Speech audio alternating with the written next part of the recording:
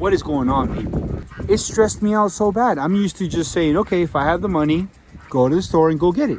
I even went in driving around today. I put 150 miles on the thing because all the websites are not updated. You know what the response was from the dealer to me? Expected in January. What's going on? All right, guys. It's been a hectic day today, really hectic, but I just want to tell you that this has been the most nerve-wracking purchase that I've had on this on this whole time we've been on this property. As you can see, we have a tree down all the way back down there. Right? Oh, sorry, the screen's all dirty. Okay. Anyways, we have a tree that's down all the way down. There's a big, massive pine tree. Then we have a massive maple and a red oak. All have come down.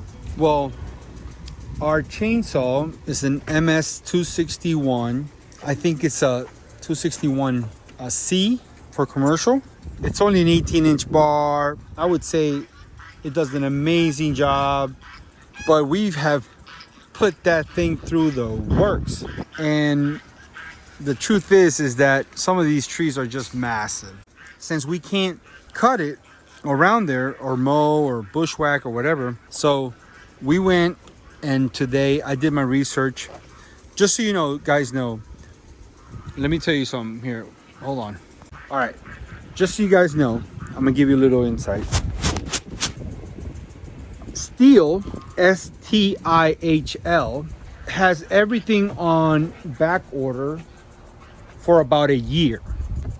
I talked to the family, my sister, my mother, everybody. We call it a little city on the hill, like the Bible says, right? We're a city on the hill.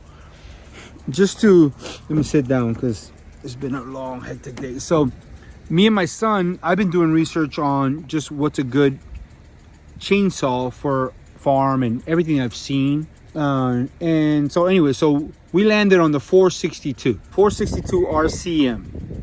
That's what we landed on. Well, I thought, okay, I know what I want. There's plenty of Stihl dealers around here. I mean, we have probably 20 or 30 within a 20-mile radius. I mean, I can go anywhere and get a Stihl anything, right? I mean, everybody carries it.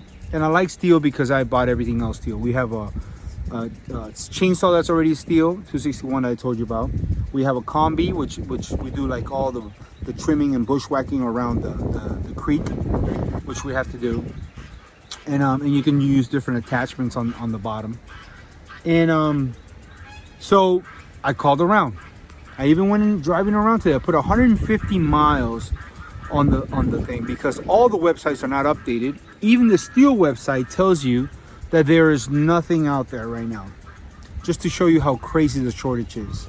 And today I got hit with so many things. It was bananas. That happened. Then I get a phone call from the driller. Actually, I got a text. And the driller is like, hey, they would have done the second drill. So they were supposed to be here. If you know anything about that, it's a lot of heavy equipment to move. So if they can do two drills, two wells in one day, that it benefits them, you know, instead of just doing one per day and having to move all the heavy equipment. Well, they didn't. They only did one. I didn't know why. They just disappeared. And I was really upset about it, right? So then I saw them this morning, a week later, right? So I'm like, hey, what's going on? They broke a part on their drill. Well, they went back and called around for that part. That part they couldn't get. They can't get. So they had to fabricate a part. When they fabricate a part, it was like, well, if they finish today, that's good news, Bruno. But if they don't, I want you to understand why. That fabricated part might not last. Just to show you, but the parts are, on back. When can they get the part? They don't know when. Nobody told them when they can get that part to that machine. So to go back to the chainsaw, right? I'll order that part. I mean, that chainsaw, 462 RCM, whatever it was, right? A lot of money, it's $1,000. It's actually $1,200. But anyways, so I'm gonna order it. You know what the response was from the dealer to me, from the manufacturer to me, what they relayed to me? They got an email saying, expected in January. What the? What's going on, right? Then yesterday I go in to put in an order for, we're thinking, okay, let's look into getting a skid steer. Just look into it, what have you. Obviously a Kubota, the SVL 97-2 with a 4-way bucket, side cutters, 83-inch bucket with teeth, you know, just so we can move some land and rearrange the contours here to have the land work for us. You know what they said to me? They said, if you want it by the end of the year, you put a deposit now. I said, okay, what about an RTV? I have one already. I'll need another one for my mother or whatever to bring it down. Still got to wait till the end of the year. If you want it this year, you order it now, and you might get it by the end of the year. What is going on, people? I am blown away. I'm blown away. It stressed me out so bad. I'm used to just saying, okay, if I have the money, go to the store and go get it. I can understand if there was only one steel dealership, you know, within 100 miles or whatever, you know. But we have steel dealerships everywhere. We're in the mountains. Everybody uses a chainsaw. Everybody uses their equipment. Everybody. And everybody's trying to talk me out of steel and going to Husqvarna and Echo. And I don't want to. I like what I like. And I don't have the time or the patience or the experience to learn anything else but steel, because it's consistent. You know what I'm saying? I want to stay consistent. Plus, my son works for a German company, so I want to favor them. So needless to say, we have that going on. Now watch this. Then I call a grader to come out and do some grading, okay? And when I tell them to come out to do some grading, they said, hey, Bruno, we'd love to go out there. We don't know when we can. I have one machine down, and I can't get the part to that machine. I don't know if it was a skid steer or bulldozer or whatever. And we don't know when we can get the part for that. So 4 different things: skid steer, chainsaw, my driller for my well, and the grader, all have either parts or brand new things, and we can't get it, guys. So I say this to you in this long, this is like a rant. I'm sorry. I'm going on 6 minutes of ranting, okay? Because today, I felt like I was dropped in a foreign country and I didn't know what to do or how to speak their language. So please, if you want something, you better start preparing, start digging and looking into things right now. Because I'm stressed out. I'm stressed out. But at the end of the day, I'm reminded that, you know, the Lord will provide. One way or the other, I don't know how, and in this case, he happened to provide. I've never heard of this company, Beasley. I want to talk about that for a minute. Beasley Power Equipment in Taylorsville, North Carolina. I gave it a shot, gave him a call. The owner's name is Pam. Wonderful lady. She understood my dilemma, and she says, you know what? We don't have a 462. And I said, okay, where are you going with this? But we have an MS 661 RCM. And we're talking about a chainsaw that it's like for pros. There's only one bigger than that I know of. I don't know, maybe Steel makes another one. It's an MS 881, and that's when they put like a 6-foot blade on it. I mean, we're talking about people that, you know, go cut woods in the Northwest for a living, you know, loggers. They said, we have this one. It's a little bit more, but it's got all the upgrades. It's got the 32-inch light bar, and it's got the wraparound handle. And I said, okay, well, how much is it? And they told me the price, and it was expensive, but it was comparable to the 462.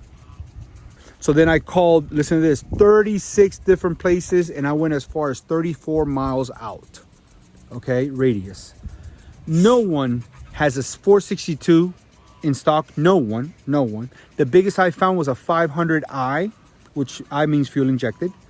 And no one had a 661, but this one little place. And they cut me a deal on it, and I bought it. And I just want to tell you guys, here it is. Let me show you. So here it is. Let's show them what it looks like. Grab the, yep. Massive freaking chainsaw. Okay, there's nothing bigger and badder than this.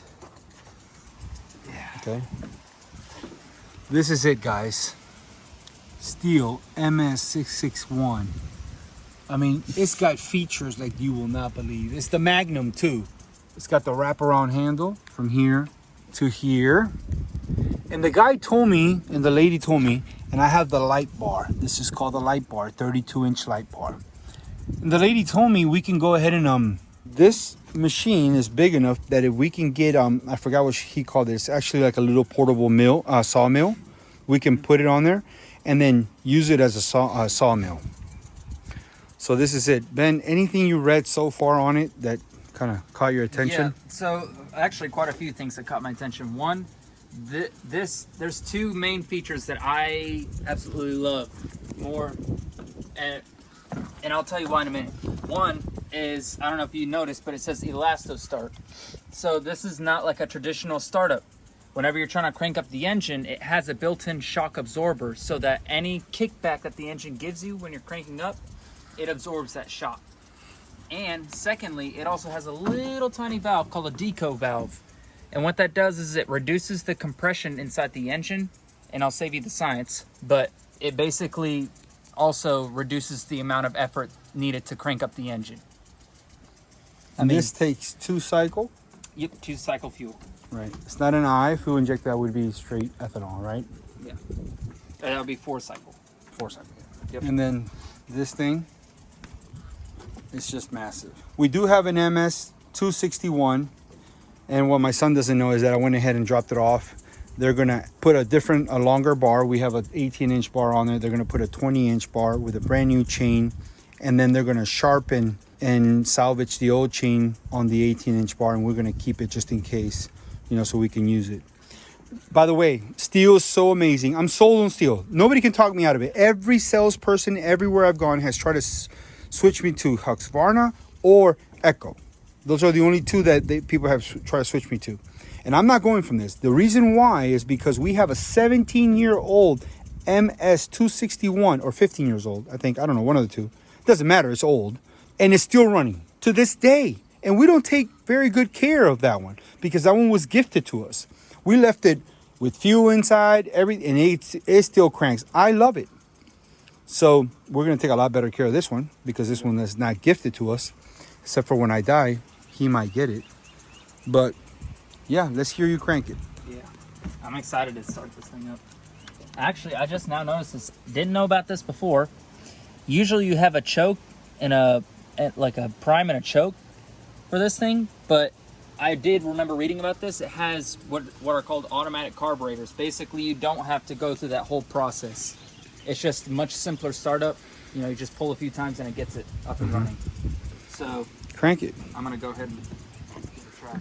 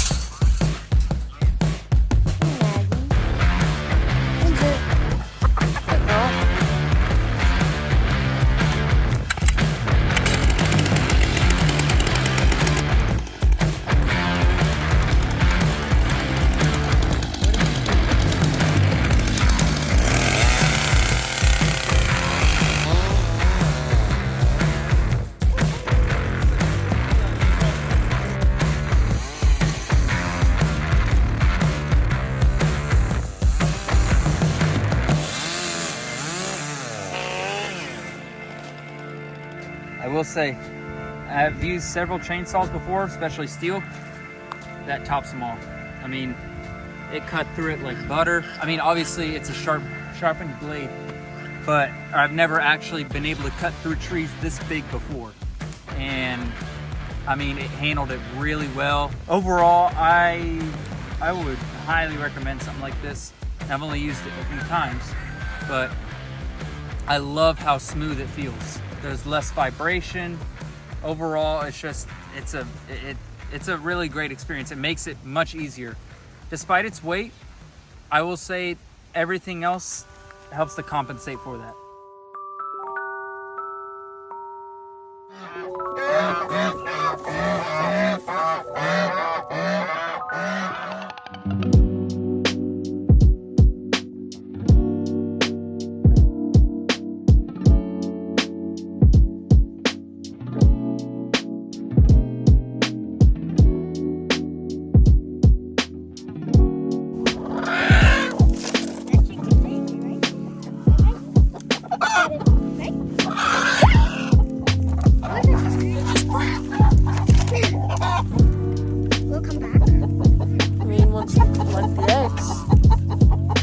Oh, that's heavy.